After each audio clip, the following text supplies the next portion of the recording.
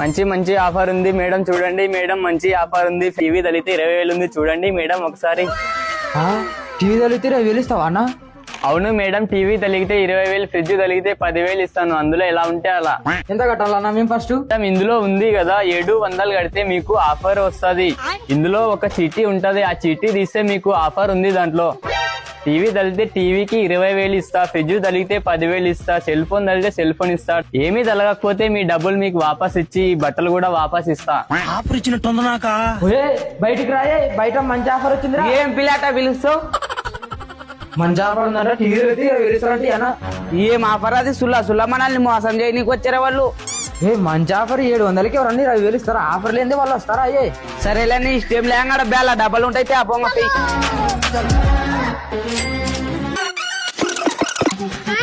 Madam, మీకు బట్టలు తలిగినాయి madam, బట్టలు తీసుకోండి. మీకు 2 జతలు బట్టలు తలిగినాయి.